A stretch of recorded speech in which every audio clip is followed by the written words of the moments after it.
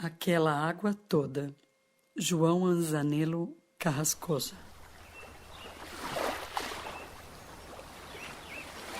Era de novo o verão.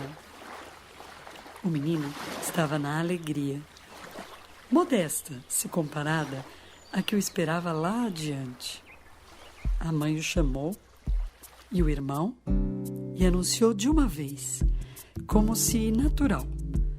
Iriam à praia de novo, igualzinho ao ano anterior, a mesma cidade, mas um apartamento maior, que o pai já alugara. Era uma notícia inesperada, e ao ouvi-la, ele se viu no ato, num instante azul, os pés na areia fervente, o rumor da arrebentação ao longe, aquela água toda nos olhos, o menino no mar, outra vez, reencontrando-se como quem pega uma concha na memória. É verdade mesmo? Queria saber. A mãe confirmou. O irmão a abraçou e riram alto, misturando os vivas! Ele flutuava no silêncio de tão feliz. Nem lembrava mais que podia sonhar com o sal nos lábios, o cheiro da natureza grande, molhada, a quentura do sol nos ombros, o menino ao vento, a realidade a favor e ele na sua proa. O dia mudou de mão. Um vai-vem se espalhou pela casa. A mãe ia de um quarto ao outro, organizava as malas. Vamos, vamos! Dava ordens, pedia ajuda, nem parecia responsável pela alegria que causara. O menino a obedecia. Carregava caixas, pegava roupas, deixava suas coisas para depois. Temia que algo pudesse alterar os planos de viagem. E ele já se via lá, cercado de água. Em seu corpo, ilha, um navio passava ao fundo. O céu lindo, quase vítreo de se quebrar. Não podia perder aquele futuro que chegava, de mansinho aos seus pés. O menino aceitava a fatalidade da alegria como a tristeza quando o obrigava a se encolher. Caracol em sua valva. Não iria abrir mão dela. Viver essa hora na fabricação de outra mais feliz ocupava-o, e ele, ancorado às antigas tradições, fazia o possível para preservá-la. A noite descia e mais grossa se tornava a casca de sua felicidade. Quando se deu conta, cochilava no sofá, exausto pelo esforço de preparar o dia seguinte.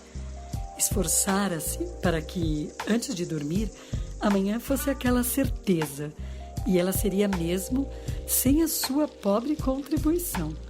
Ignorava que a vida tinha sua própria maré.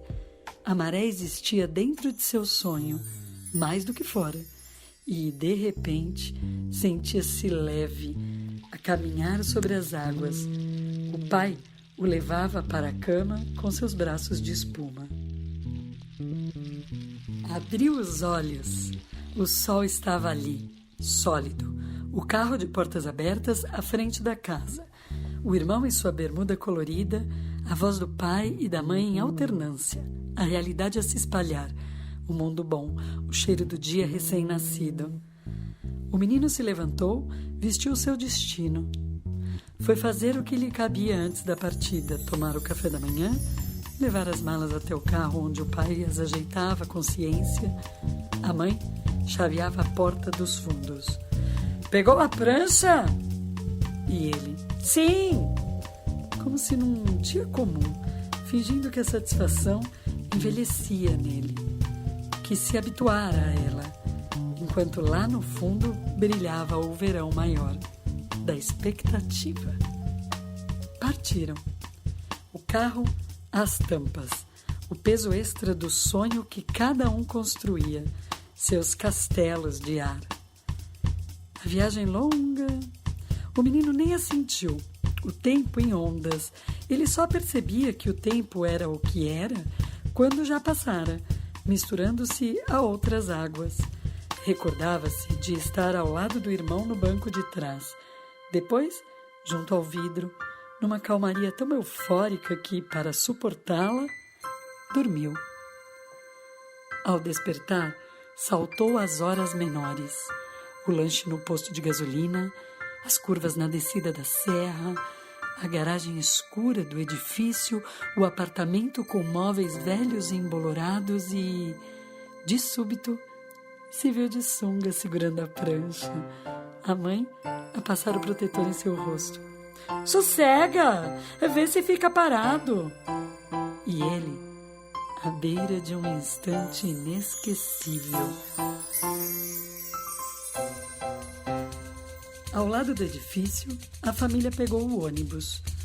Um trechinho de nada, mas demorava tanto para chegar. E pronto! Pisavam na areia, carregados de bolsas, cadeiras, toalhas, esteiras, cada um tentando guardar na sua estreiteza aquele aumento de felicidade. O menino, último da fila, respirava fundo a paisagem, o aroma da maresia, os olhos alagados de mar, aquela água toda. Avaro, ele se represava, queria aquela vivência aos poucos.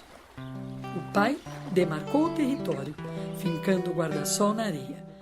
O irmão espalhou seus brinquedos à sombra. A mãe observava o menino, sabia que ele cumpria uma paixão. Não era nada demais, só o mar. E a sua existência é inevitável. Sentado na areia, a prancha aos seus pés, ele mirava os banhistas que sumiam e reapareciam a cada onda. Então, subitamente, ergueu-se. Vou entrar. E a mãe, não vai lá no fundo, hein? Mas ele nem ouviu, já corria, livre para expandir seu sentimento secreto. Aquela água toda pedia uma entrega maior e ele queria se dar inteiramente, como um homem. Foi entrando até que o mar, à altura dos joelhos, começou a frear o seu avanço. A água fria arrepiava, mas era um arrepio prazeroso. O sol se derramava sobre suas costas. Deitou de peito na prancha e remou com as mãos. Remou, remou. E aí a primeira onda o atingiu, forte. Sentiu os cabelos duros, o gosto de sal, os olhos ardendo, o desconforto de uma alegria superior, sem remissão. A alegria que ele podia segurar como um líquido na concha das mãos. Pegou outra onda, mergulhou, engoliu água, riu de sua sorte. Levou um caldo, outro, voltou ao raso. Arrastou-se de novo pela água em direção ao fundo, sentindo a força oposta lhe empurrando para trás.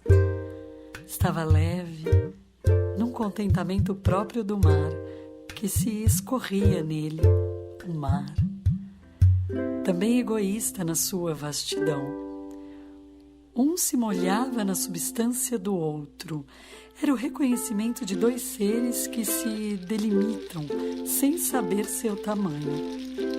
O menino retornou à praia, gotejando orgulho. O sal secava em sua pele, seu corpo luzia. Ele, numa tranquila agitação. E nela se manteve sob o guarda-sol com o irmão, até que decidiu voltar à água, uma nova entrega. Cortou ondas e riu, e boiou, e submergiu. Era ele e o mar num reencontro que até doía pelo medo de acabar. Não se explicavam um ao outro, apenas se davam a conhecer, o menino e o mar. E naquela mesma tarde misturaram-se outras vezes. A mãe suspeitava daquela saciedade. Ele nem pedira sorvete, milho verde, refrigerante.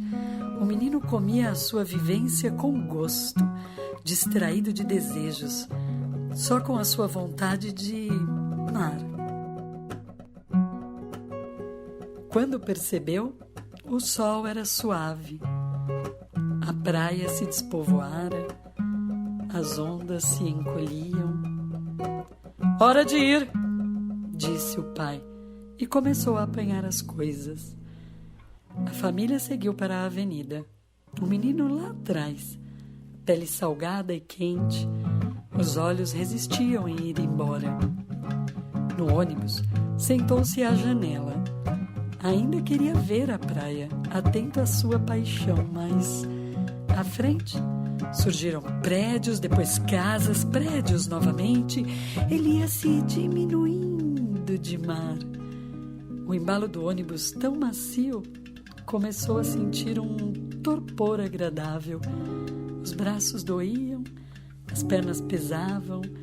Ele foi se aquietando, a cabeça encostada no vidro. Então aconteceu. Finalmente, o que ele tinha ido viver ali de maior. Despertou assustado. O cobrador o sacudia abruptamente. Ei, garoto, acorda! Acorda, garoto! Um zum, zum, zum de vozes, olhares, e ele sozinho no banco do ônibus, entre os caiçaras, procurando num misto de incredulidade e medo. A mãe, o pai, o irmão e... nada. Eram só faces estranhas. Levantou-se rápido no seu desespero. Seus pais já desceram, o cobrador disse e tentou acalmá-lo. Desce no próximo ponto e volta. Mas o menino pegou a realidade às pressas e, afobado, se meteu nela de qualquer jeito. Náufrago, ele se via arrastado pelo instante, intuindo seu desdobramento. Se não saltasse ali, se perderia na cidade aberta. Só precisava voltar ao raso, tão fundo, de sua vidinha. Esgueirou-se entre os passageiros, empurrando-os com a prancha. O ônibus parou aos trancos. O cobrador gritou: Desce! Desce aí! O menino nem pisou nos degraus. Pulou lá de cima. Caiu sobre um canteiro na beira da praia. Um búzio solitário, quebradiço. Saiu correndo pelo calçadão, os cabelos de sal ao vento, o coração no escuro.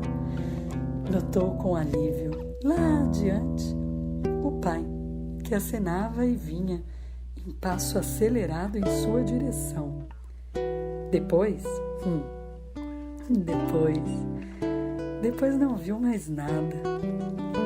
Aquela água toda em seus olhos.